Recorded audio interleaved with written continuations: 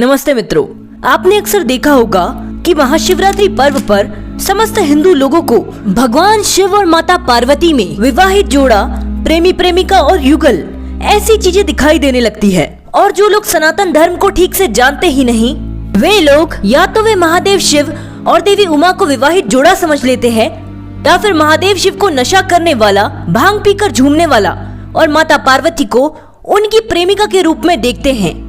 या कहिए कि वर्षों से ऐसा दिखाया जा रहा है, और वो इसीलिए क्योंकि अधिकतर हिंदू महादेव पार्वती के विषय में शास्त्रों से जानने की बजाय टीवी सीरियल के थ्रू उनके बारे में जानते हैं। इसीलिए वे कभी जान ही नहीं पाते कि आखिर महादेव शिव और भगवती उमा कौन है। और उनके व्यक्तित्व का ठीक से ज्ञान न होने के कारण सामान्यतः हिंदू लोग माता पार्वती और महादेव शिव के संबंधों को भी सामान्य पति पत्नियों के संबंध जैसा ही आंकने लगते हैं, और शिवरात्रि पर्व को भी बिना ठीक से महादेव पार्वती के विषय में जाने अपनी रुचि और सोच के अनुसार मनाते हैं। और आजकल तो लोगों ने हद कर दी है।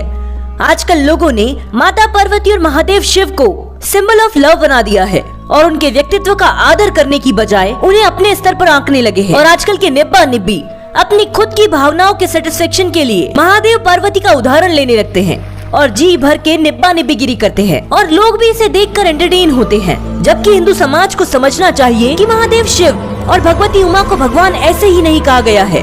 उनका स्तर वास्तव में हमसे कई गुना ऊंचा है, और जब वे लोग हमसे इतने ऊंचे हैं तो हमें उनका सम्मान उसी प्रकार करना चाहिए जो वो डिजर्व करते हैं, न कि जो हम सोचते हैं उस हिसाब से। और सनातन धर्म के अनुसार देखा जाए और पड़ताल की जाए तो हम पाएंगे कि महादेव शिव और देवी उमा एक दूसरे के लिए गुण धर्म से युक्त, उच्चतम चरित्र और संस्कारों वाले पति पत्नी हैं। वे घोर विशुद्ध विज्ञानवान व वैराग्यवान दंपति का अनूठा संगम है, और उनके मध्य का सामंजस्य और एक दूसरे के प्रति विचार बहुत ही उच्च है। और इसका प्रमाण हमें महाभारत के अनुशासन पर्व से मिलता है, जहां हमें देवी उमा के महादेव से पूछे जाने वाले प्रश्नों का लेवल पता चलता है। और उनकी इस ज्ञान चर्चा से हम अंदाजा लगा सकते हैं कि वहाँ पर सामान्य पति पत्नी वाले प्रश्न नहीं चल रहे हैं। वहाँ हम देखें तो महाभारत के अनुशासन पर्व में कुछ श्लोकों के अध्ययन कर पता चलता है कि भगवान शिव और भगवती उमा जब कैलाश पर रहते थे, तब एक बार भगवती उमा के मन में ब्रह्मांड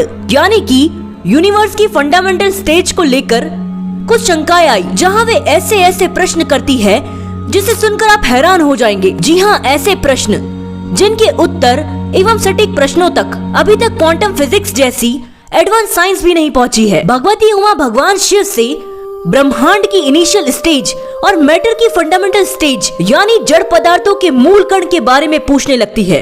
और यकीन मानिए, सांख्य दर्शक विषय के प्रश्न सूक्ष्म से सूक्ष्म अवस्था तक जाने की चेष्टा करते हैं। और हैरानी की बात यह है कि न केवल भगवती उमा इस स्तर के प्रश्न पूछ लेती है, बल्कि उनके पति यानी भगवान शिव इसके सटीक वैदिक और वैज्ञानिक उत्तर भी देते हैं। और इससे हमें यह पता चलता है कि भगवती उमा और भगवान शिव पति पत्नी तो थे ही, लेकिन वह आज के पति पत्नी या लवर्स की तरह नहीं थे, बल्कि ब्रह्मांड की इतनी गूढ़ चेष्टा की चर्चा करने वाले दंपति थे जो किसी वैज्ञानिक से कम नहीं थे। इसीलिए आज हिंदू समाज जो उन्हें अपना आराध्य मानता है, वह यदि उनके ज्ञान की उपासना करने की बजाय अपने स्वार्थ के लिए उन्हें अपने एंटरटेनमेंट और अपने एनवायरनमेंट और जनरेशन में फिट करता है, तो यहाँ उनकी उपासना तो छोड़िए, बल्कि तिरस्कार से बढ़कर भी कुछ होगा तो उसकी श्रेणी में आएगा। अभी आपके ऊपर है कि महाशिवरात्रि जैसे पर्व पर आप उनके ज्ञान के प्रचार का संकल्प लेते हैं, या इसी प्रकार अब भी उनके चरित्र के साथ और ज्ञान के साथ अन्याय करते रहेंगे। आशा करते हैं कि आज की वीडियो से आपको यह तो ज्ञात हो गया होगा कि महादेव शिव और भगवती उमा कोई सामान्य स्त्री पुरुष नहीं है। वे तत्व ज्ञान की चर्चा करने वाले महान दंपति है। और यदि आप इस विषय में और डिटेल में जानना चाहते हैं, तो महाभारत के अनुशासन पर्व में इसके विषय में विस्तृत जानकारी प्राप्त कर सकते हैं। और इसके अलावा YouTube पर विज्ञान दर्शन चैनल पर आपको इसके विषय में डिटेल में वीडियोस अवेलेबल हो जाएगी, जिसकी लिंक डिस्क्रिप्शन में दी गई है। आज की वीडियो में बस इतना ही। मिलते हैं अगली वीडियो में। धन्यवाद।